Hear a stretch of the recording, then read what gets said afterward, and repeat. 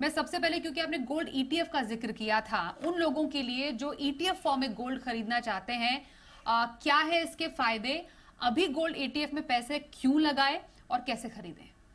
जी स्वाति, तो देखिए gold ETF और गोल्ड फंड ऑफ फंड ये दोनों मैं साथ ही में ले लेता हूं बिकॉज दोनों एक ही सिक्के के दो पहलू हैं। तो जहां तक गोल्ड ईटीएफ की बात है, सबसे आसान तरीके से अगर आपको गोल्ड अपने डीमैट अकाउंट में खरीदना है तो आप कहीं पर भी जहां आपका ब्रोकिंग अकाउंट है वहां पर आप डीमैट में गोल्ड ईटीएफ को खरीद सकते हैं। इसमें बहुत सारे ईटीएफ्स गोल्ड के अवेलेबल है मार्केट में।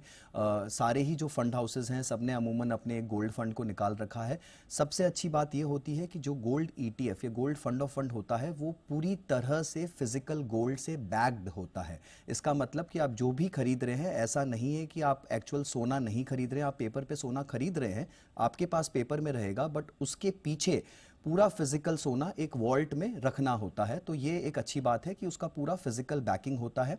और जहां तक रिटर्न की बात है स्वाति, ये वही रिटर्न देता है जो गोल्ड के भाव आपके मार्केट में चलते हैं, उसी को ये पूरी तरह से ट्रैक करता है। तो यहाँ पर जो मिलावट का एक डर रहता है या फिर आप जिसे बोलते हैं कि मेकिंग और ब्रेकिंग चार्जेस लग जाते हैं, वो सब नहीं शामिल होते हैं। जो भी गोल्ड की प्राइस में, फिजिकल गोल्ड की प्राइस में जो भी अप्रिसिएशन होगा, जब तक आप इसको होल्ड करेंगे वो आपको पूरी तरह से मिल जाएगा।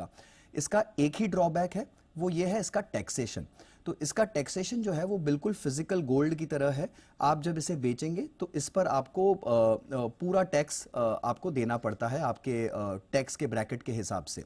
तो यहां पर आपको टैक्स में कोई छूट नहीं है, ये आपके इनकम में क्लब हो जाता है और आपको पूरी तरह से इस पर टैक्स देना पड़ेगा। तो वहां थोड़ी सी दिक्कत है। पर अगर आपको इसको रखने के माध्यम से सोचना है, कंफर्टेबिलिटी के माध्यम से सोचना है, चाहे आप इसे मंथली खरीदना चाहे, आप इसमें एसआईपी करना चाहे, तो वो सब चीजें बहुत ही सहूलियत से आप कर सकते हैं। आप इसको रोज ट्रैक कर सकते हैं और इसमें से निकलना और इसके अंदर एंट्री लेना बहुत आसान होता है। तो ये बहुत ही फेमस और बहुत ही प्रचलित तरीका है सोने को खरीदने का। और मुझे लगता है कि जो भारतीय सिर्फ निवेश करना चाहते हैं, जिन्हें फिजिकल ज्वेलरी की आवश्यकता नहीं है, उन्हें यह तरीका या फिर एसजीबी, इन दोनों में से किसी एक को जरूर अपनाना चाहिए।